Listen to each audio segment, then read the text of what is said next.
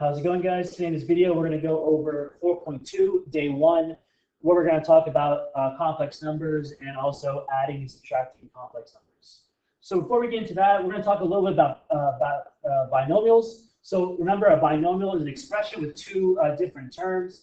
A linear binomial will be a binomial that has one of those two terms to be a variable. So something like x plus 1 or 2x minus 7, something like that, where the binomial is actually an equation that gives you a linear function, right? X plus 1, we know that's going to be a linear function or just a straight line with a y-intercept of 1. Same thing with 2x minus 7, it's just a straight line. It's a linear function. That's what we call them, linear binomials. So operations performed in complex numbers are similar to operations performed on linear binomials. We'll talk about that sentence a little more in a bit. Real numbers include the set of whole, integer, rational, and irrational numbers, or in other words, numbers like 17, -5, pi, 3/4, root 2, and 3.3, with that last 3 repeating, are all real numbers. Another way to think about it is real numbers will be every single real number, or every single number that does not have an I, right? So it's just every number that's not imaginary. It sounds a little like a weird explanation to hear, but that's really what real numbers are. It's everything that's not imaginary. And remember, imaginary numbers are anything that have an I or really a square root of a negative number. So imaginary numbers, we also call these non-real, but some imaginary numbers can be like the square root of -3, 2i, 2i root 6, stuff like that. Whatever it is, stuff like that. These are imaginary numbers. It's taking a square root of a negative number. So anything that has a square root of a negative number, or just a regular I, not an I squared, but just an I, those are imaginary numbers, and real numbers will be any number that does not include those. All right. So what we're going to do now is we're going to add and subtract some binomials to see how we do that. So it should be a little bit of a review. So number 1, we have 3 plus 4x. And we're going to add 2 minus x to it. So really, we're just going to add like terms. I'm going to start with the x's because we want our variables to be first. So 4x minus x is 3x, and 3 plus 2 is 5. Just add like terms. The 4x with the negative x, that's the positive 3x. The 3 with the 2 gives us 5. And then number 2, we say subtract 2 minus x from 3 plus 4x. It's worded a little weird, but what it's saying is we have 3 plus 4x, and we're going to subtract 2 minus x from it. So 3 plus 4x minus 2 minus x. To solve subtraction problems with binomials like this, what I would suggest you do is take the negative, distribute it out into the other parentheses, and just add like terms. I would not actually subtract into the parentheses. I think it just gets a little confusing, a little messy. It's much easier to just distribute out that negative term and just add like terms. So we distributed out that negative to get -2 plus 6, and now we're just going to add like terms. So 4x and x is a positive 5x. 3 and -2 is a positive 1.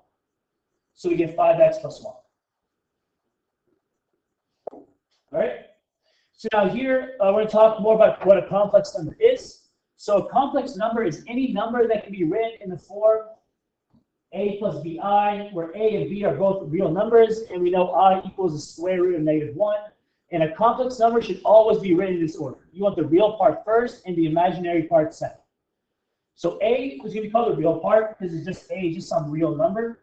And bi is called the imaginary part because we have that I multiplying with the b. So that term turns into a imaginary number. So we have this picture on the right here, which we're going to look at. We're going to kind of break it down a little bit. So we see that the biggest box we see in this whole picture is the one for complex numbers, right? This gray one is kind of encompassing everything inside of it. And what that means is that every single number you can give me will always be a complex number.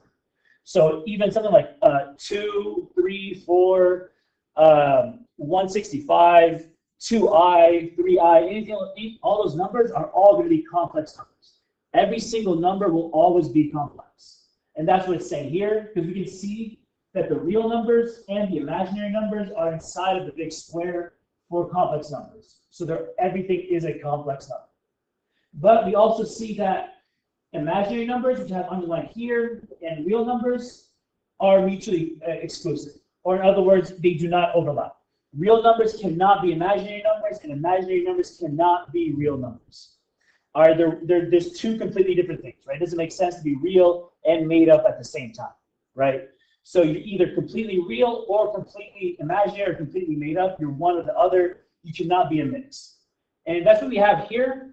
Like a number 1, we have 9 plus 5i. That's kind of a mix of a real number and an imaginary number, right? So our real part is 9. Our imaginary part is that 5i. So we have a mix of real and imaginary numbers. So that means we can only be complex. And I kind of jumped the gun a bit. I didn't explain what we're supposed to do for number 1 through 4. But what we're trying to do is just, we have all these numbers, these terms. We're going to figure out the real part and the imaginary part. And then we're going to say if it's a real number, a imaginary number, a complex number, or a combination of any of those three. So number 1, that's only going to be complex because it cannot be real because we have the 5i in it, and it cannot be imaginary because we have the 9 in it. Or in other words, you're like, I don't want to say half real, half imaginary because that doesn't really make any sense. You're just a complex number because you're not really fully real and you're not really fully imaginary. So you're just a complex number. That's it.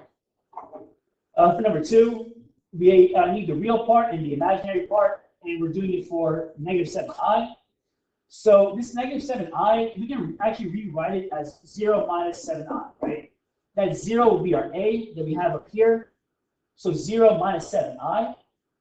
Our real part will be 0. Our imaginary part is -7i.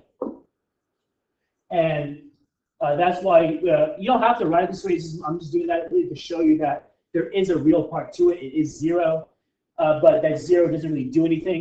It's just kind of there. It doesn't really do anything. So that means this -7i is completely imaginary. There's no actual real part to it. 0 isn't fully, I don't want to say it's not a real number, but it's not affecting the imaginary part. So it's just an imaginary number, but it's also going to be complex. Right? It's an imaginary number, it's not a real number, and it's also complex because every number is complex. So we know just right away this -7i will always be complex. And because it's just this -7i, I know it's also going to be imaginary. Next, after number 11, it's just 11 by itself. The real part is 11.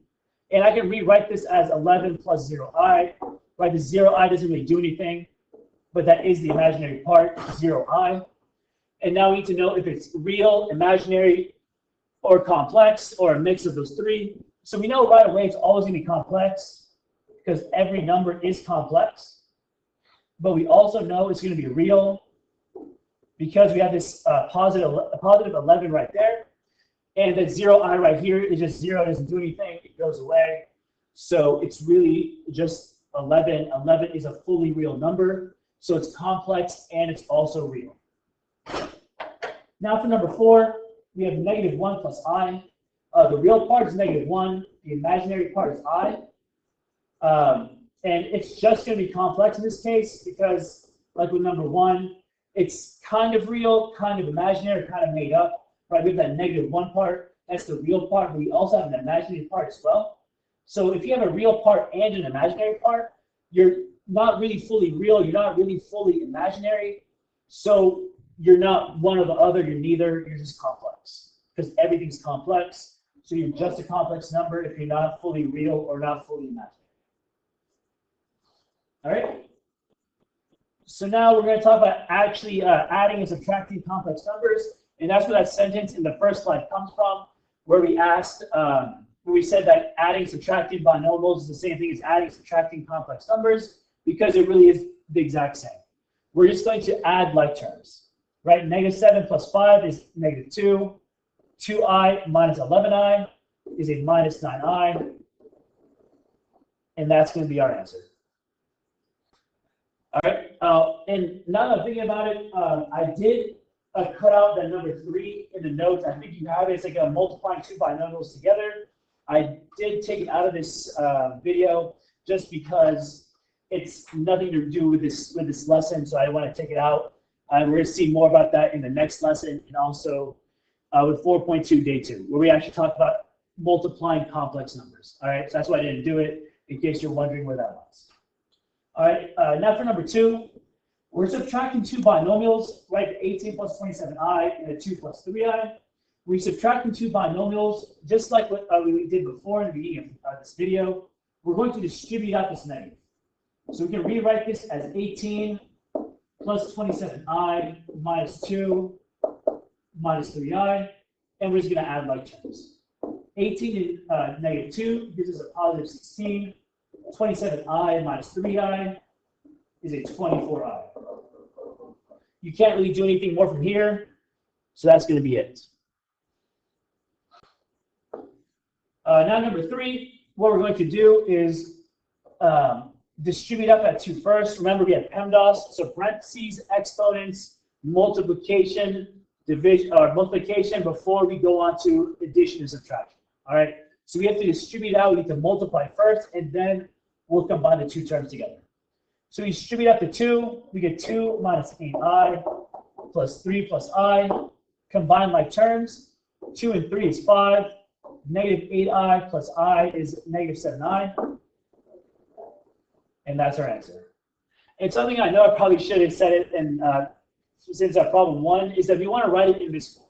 We talked about that a couple slides ago, is that complex numbers are in the form a plus bi, the real part before the imaginary part. So that's why I'm writing it as 5 minus 7i instead of negative 7i plus 5. All right? So the real part first, and then give me the imaginary part. Now number 4, same thing as before, distribute out that negative. So you have 17 minus 16i minus 9 minus 10i. So 17 minus 9 is just going to be 8. Negative 16i minus 10 is negative 26i. I'm sorry, negative 16i minus 10i is negative 26i. And that's our answer. 8 minus 26i. The real part before the imaginary part. And now these last 2 problems. For number 5, we're just going to combine like terms. 16 and minus 8 is a positive 8. 17i and minus 12i is a positive 5i, and that's our answer. Now for number 6, this one's a little different than we've seen before. It's still going to be solved the same way. Distribute out the number and then combine like terms, but we're going to distribute out negative 2. Not just 2, but we're going to distribute out negative 2, so we can just add like terms right away. So 7 plus 5i didn't change, that stays the same. Now distribute out that negative 2 to get negative 4 plus 16i. Then 7 minus 4 is 3. 5i plus 16i is a 21i. And that's our answer. All right. I mean, that's pretty much the video, I believe. Yeah, that's it. So you guys can go ahead and get started on the homework. I guess if you haven't done it yet, it's good practice. It's not very long. It won't take you long.